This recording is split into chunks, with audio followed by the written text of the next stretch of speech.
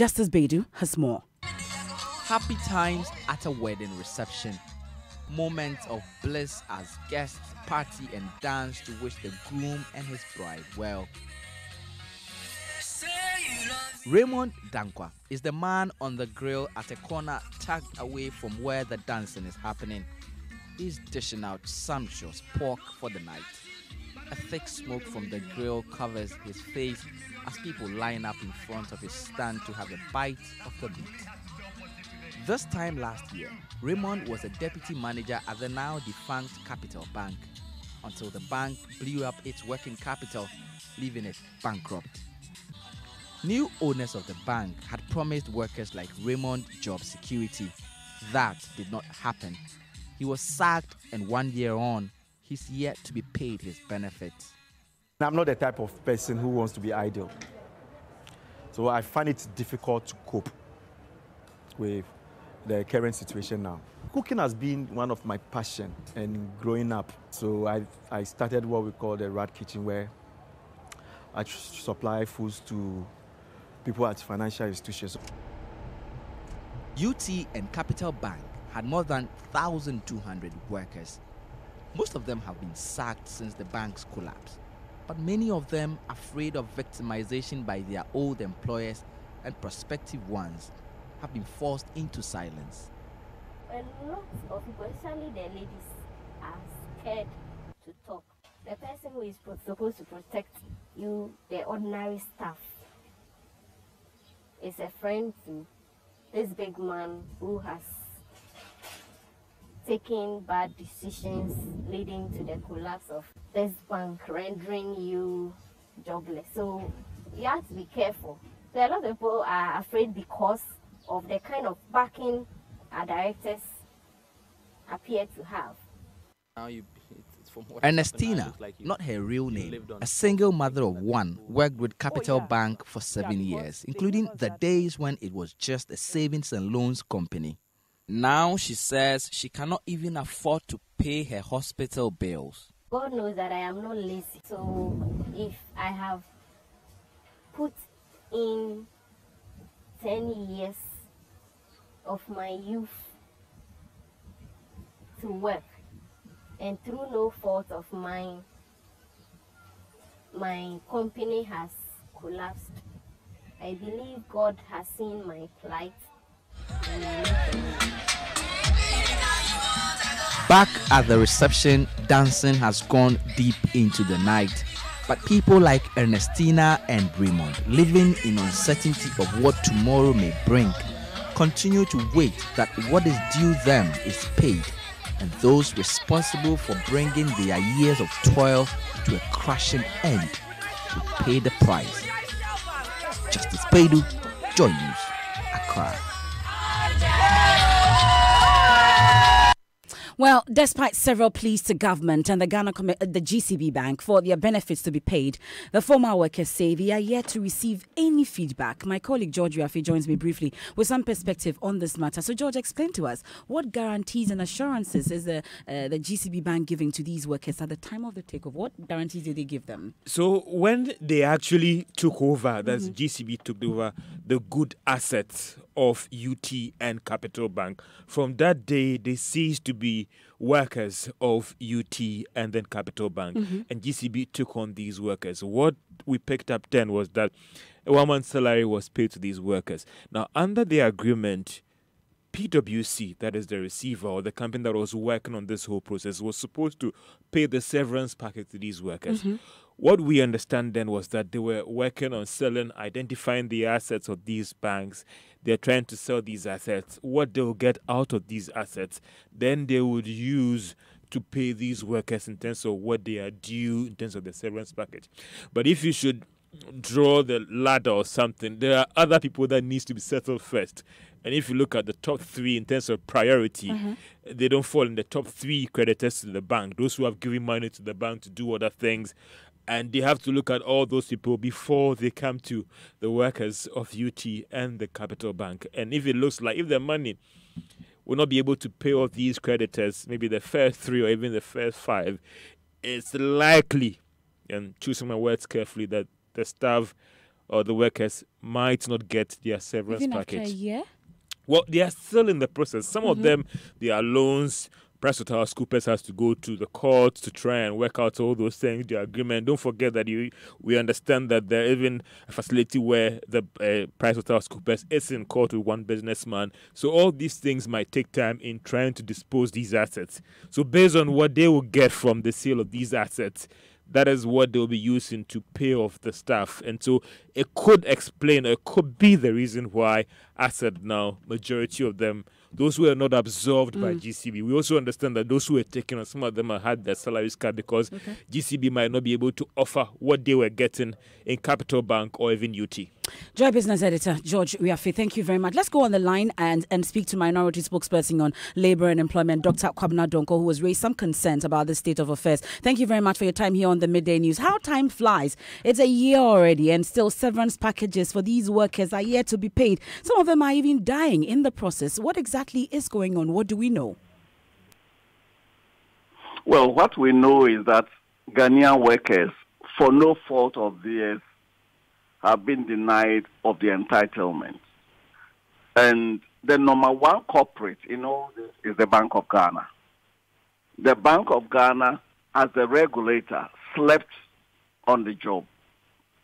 And not only did they sleep, but they also made money from the mess.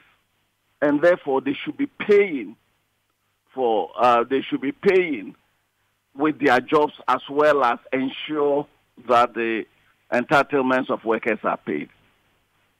So this is a parliament. You are the spokesperson for the Minority on Employment and Labour Relations. Can we expect anything from your committee, for instance, in this regard?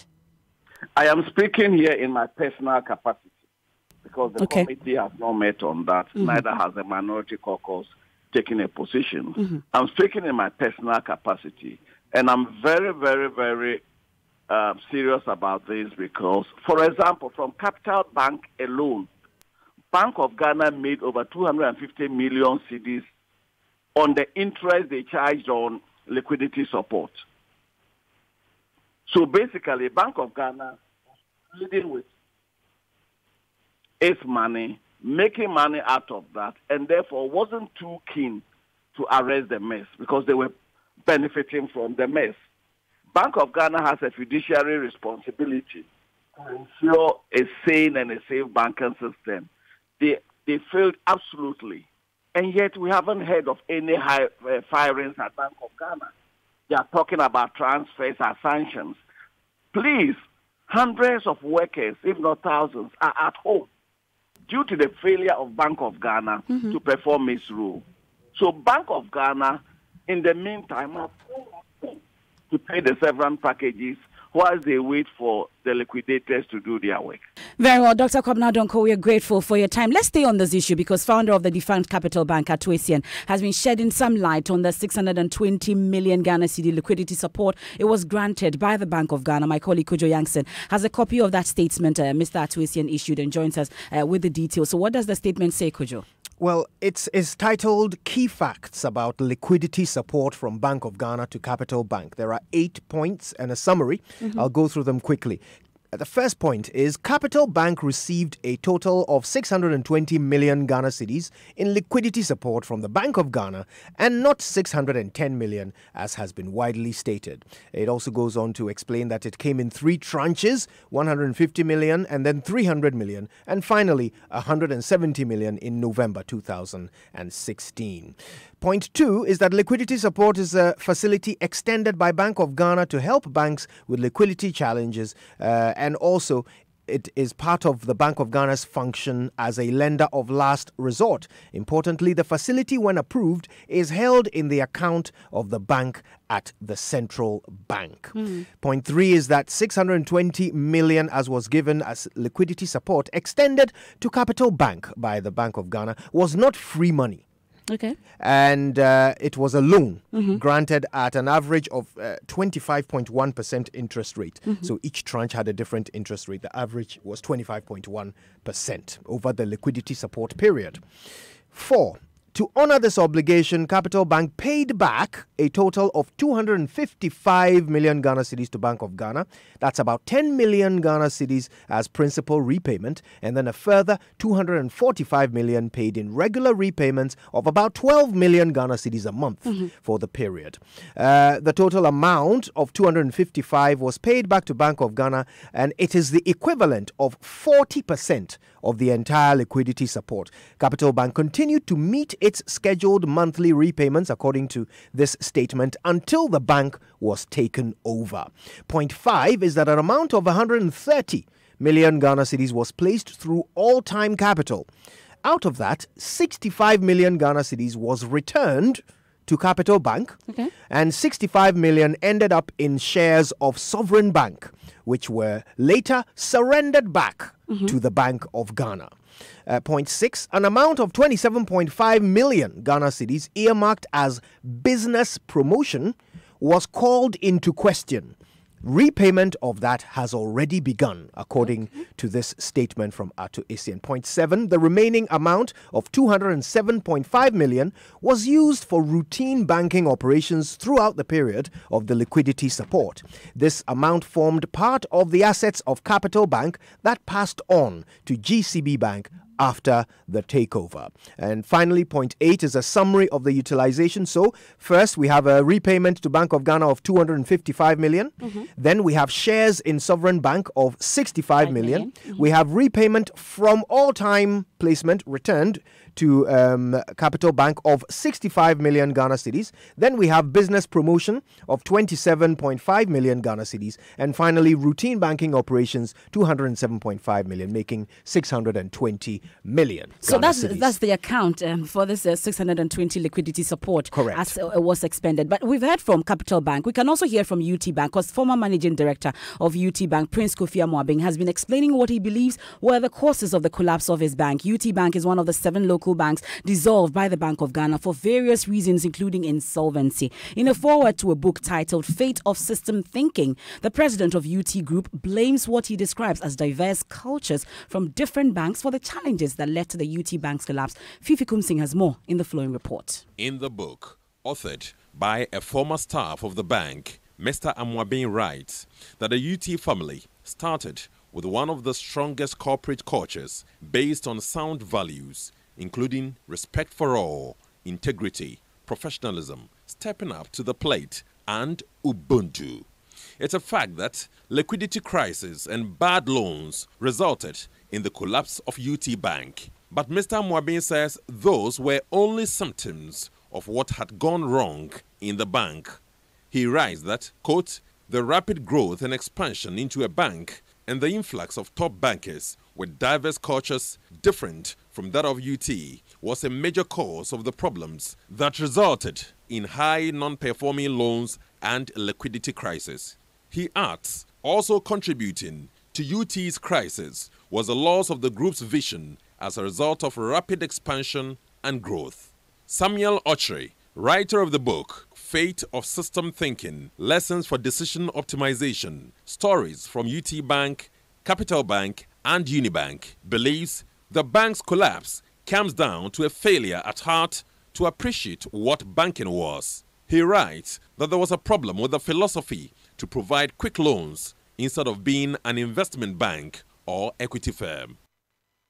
You have the book of System Thinking, Lessons for Decision Optimization, Stories from UT Bank, Capital Bank and Unibank, launches tomorrow at the Speaker Hub office here in Accra. And it's a year already. We'll check with the receiver, PricewaterhouseCoopers, as to why these workers have still not received their severance packages. Now, away from that, for the second time this year, Vigilante Group affiliated to the NPP have locked up the CEO's office at the Tamale Teaching Hospital, this time dragging him out of the office before locking it. The group cites mismanagement, corruption and nepotism for their recent action. They are also accusing him of sabotaging the government. Spokesperson of the group, Baba Musato, Joy News, Dr. David Akolbila, has established 7 companies he's using to extort monies from the hospital. With any CEO, this is not the first. Yeah. Will we say that it will be the last? Yeah, it won't be the last, and it won't be the first time again, because we, the youth, we go with truth, and we always make sure that truth will prevail. Any other person that the president will nominate or appoint to head this facility and that person is not correct, I swear heaven and earth, we will come back. We will come back and sack that person. You heard the spokesperson of the Kandahar group that took over the office of the CEO of the Tamale Teaching Hospital. Let's head live to our correspondent, Martina Bugri, who joins us live with details. Martina, so what's the current situation where you are as we speak? Everything is back to normal now. It was briefly around the offices where the CEO works. It was that area that was a bit in a commotive state because there were different groups that had converged at that center. But the rest of the hospital was actually working normal. And unless, of course, you are around the administration, you wouldn't know anything was happening at the hospital. And so everything is back to normal. They are accusing the CEO of establishing 7 companies and using that to front for supplies at the hospital. When you say, Martina, when you say everything is back to normal, are you saying that the CEO is back to his office? What really is normal? When we talk of normal, we are referring to activities of the hospital, doctors and nurses working. But the administration currently is very quiet. Most of them are not in their offices now, and the CEO is actually not back at his post yet. Martina Bugri, there, of course, we'll get details from the police as well as the hospital authorities later on in our subsequent bulletins. You're still listening to the Midday News on Joy 99.7 FM. Still to come, Auditor General confirms businessman Alfred Agbeshiwoyome has paid 4.6 million Ghana cedis out of the debt owed the state. Monies collected from the Ganashi order, 167,565 cedis, 62 Ghana pesos. Monies paid as a result of settlement, 4.5 million. So the two sum up to the 4.667566.62. We get details live as Parliament's Public Accounts Committee quizzes officials of the Finance Ministry. And still to come, is it true that left-handed people are smarter? Today, the world celebrates left-handedness, and some Ghanaians have been speaking about it. They have this extra sense of smartness around them. Left-handed people are as normal as right-handed people. I don't see any difference between the two. That is the sweet sound of excellence. That is the sound from Mack. Yes, Mack Ghana is the #1 distributor of the world's best quality Isuzu and Chevrolet vehicles in Ghana. Isuzu trucks from 1.5 tons to heavy-duty vehicles. Isuzu buses from 15 to 33 seaters, double and single cabin pickup, available in automatic and manual transmissions. We also stock a wide range of Chevy cars from SUVs, sedans, and small cars, fully loaded with exquisite specifications. All our range of vehicles stand out due to its high fuel efficiency, safety, luxury, spacious interior, world-class delivery, and after-sales servicing. What's more, we offer flexible payment terms to meet your pockets. Mack Ghana is the sole distributor for Isuzu trucks and pickups, as well as all range of Chevrolet cars in Ghana. Call us on 0302-813-919 in Accra or 0242-039-550 in Kumasi. Visit our website mackghana.com. Mack Ghana, with you for the long run.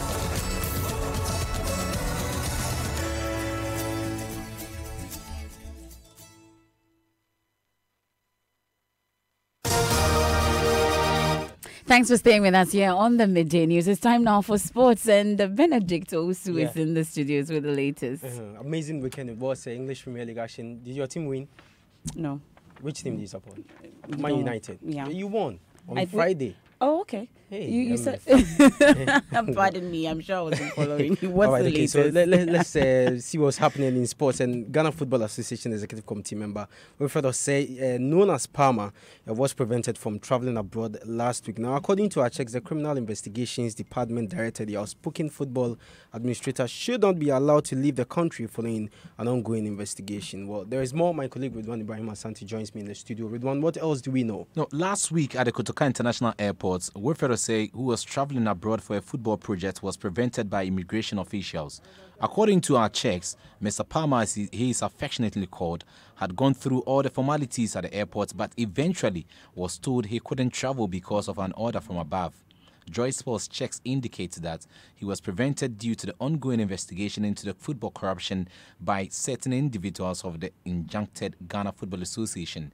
It appears the Tima Youth owner, who has been very vocal and is the only standing member of the beleaguered FA, who has demonstrated tenacity and courage in engaging government publicly on attempts to dissolve the Football Association, is paying for his mouth wide. Thanks so much, Ridwan Ibrahim Asante. So, MFI, you have to join us at 1 Sports Track. We're going to explore this. We speak to the legal representatives of Mr. Wilfredo Sekweku Palmer, and we definitely will bring you more. So you just have to join us in about 30 minutes from now. We sure will. Benedict Owusu with the latest from the world of sports. Now, the Auditor General has confirmed businessman Alfred Agbeshi-Woyome has paid 4.6 million Ghana cedis out of the debt owed the state. The Public Accounts Committee of Parliament is raising questions over failure of the Controller and Accountant General to capture the transaction in its 2016 report. The PAC is also raising issues with failure of the Auditor General to capture a 15 million euro loan to the National Investment Bank. Joseph Opoku-Gakpo is monitoring the process and joins us on the line with more. So, Joseph, give us a bit more details about this confirmation by the Auditor General that Mr. Agbeshi-Woyome has paid 4.6 million Ghana cedis after the debt owed the state. So it came up when the MPs were raising issues about how far the repayment of that debt has gone as far as the 2016 Auditor General's report is concerned. And he indicated that the amounts were paid in 2 different tranches, although this particular detail was not captured in the Auditor General's report that was eventually brought to Parliament. He indicated that there's been a letter from the Attorney General's Department indicating that Mr. Agbeshi-Woyome paid this amount in 2 different tranches. The first one about 165,000, and the second one more than 4 million cedis. And so that payment has been done, and the AG has confirmed it. We have a letter from the AG's office to support the payment. The letter dated 8th of March 2018. It was written to the Auditor General, and the paragraph 4 says, kindly find below a computation of payments made by Mr. Woyome based on the terms of settlement and the proceeds from the Ganeshi. Monies collected or recovered from the Ganeshi order, 167,565 cedis, 62 Ghana pesos. Then B, monies paid as a result of settlement, 4.5 million. So the two sum up to the 4.667566.62. But if he owed us 51.283 million, a little over 51 million Ghana cedis, and only 4.667 has been honored so far, what steps have been undertaken in ensuring, either through the Ganeshi or the freezing of assets, to at least recover what, is due the state? Honorable Chair, this matter went to court, and the court ruled. And the court, I don't know the type of settlement that the court entered into with Mr. Woyome. We have a letter from the AG's office confirming how much has been paid. So I think if you need further information on the settlement terms, I think we'll do well to get in touch with the AG's office and then ask for the term sheet. Excerpts of the Public Accounts Committee sitting a while ago. Let's head to Kumasi now, because the President, Akufo-Addo, is wrapping up his 4-day tour of the city.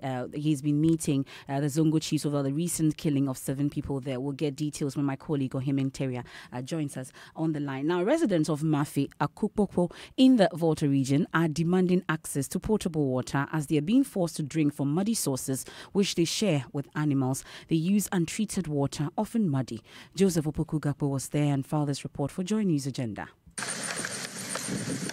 Residents here, old and young, men and women on daily basis, walk for some 15 minutes to get to the nearest water source. This is how the water looks like. Unclean, brownish, muddy, as thick as porridge.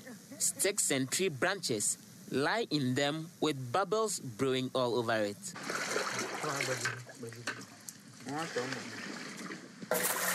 Felicia, a mother of 4, stands in the mud as she stretches her hand and fetches from the deep source into her basin. A large chunk of what she fetches is actually mud. But guess what? They drink it like that, without any form of treatment.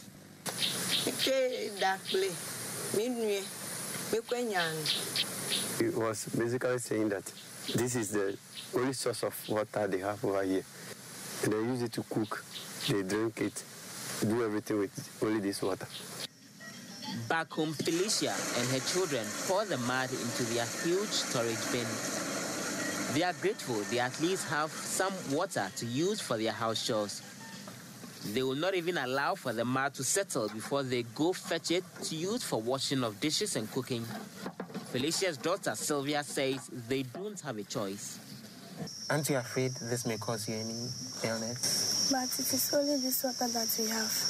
We want the government to bring us another water, pipe-borne water. You should see the live video footages on Joy News on Multi TV. That's Joseph Opokugapo there with Joy News Agenda. Now, left-handedness has often been associated with talent and intelligence. Such individuals are said to have impeccable mathematics skills and high IQ. And discovering that great brains, including Lionel Messi, Barack Obama, Bill Gates, and Oprah Winfrey, all left-handed, may just make you believe the myth. As the world marks Left-Handedness Day today, Joy News' Faustina Safo has been finding out what people make of left-handed persons. In my family, we have 2 left hands. My kisses, my big brother, they are 2 smart kids. You know what I mean? My big brother plays the drums with left hand. Sometimes he does things I don't understand. Before you think, he has already thought. So sometimes I get jealous that this guy is doing extraordinary. Well, I think left-handed people are cool. They are exceptionally smart and intelligent. They have this extra sense of smartness around them. Left-handed people are as normal as right-handed people. I don't see any difference between the two. I am both left-handed and right-handed. There are some things I do with my left hand. There are others I do with my right hand. I can't clap with my right hand. When I clap, you see that, oh, this lady, she's a left-handed person. So how do you say that, okay, I am smart because of this? Because I use my left hand or because I use my right hand? I use both. I have an experience with one good brother of mine. He's left-handed. And I'm tempted to go by that particular perception because Some views there on left-handedness, and interestingly, it's trending as well, Maps. Yes, so happy Left-Handers Day to my fellow lefties, the real ones who understand the everyday struggles of using whiteboards, the constant pen mark on your pinky, and the constant jokes made about us. Y'all are the real ones. Hashtag Left-Handers Day, and that's from Koli Mali 21. But at Luke Pennington says, happy Left-Handers Day. Fellow half-breeds will continue to smudge our handwriting until the day we die. Left-Handers Day, I know quite a number of them. And that's it for the Midday News here on Joy 99.7 FM. There's more news when you log on to myjoyonline.com. I am Emefa Apau. Thanks so much for your company. Have a good afternoon.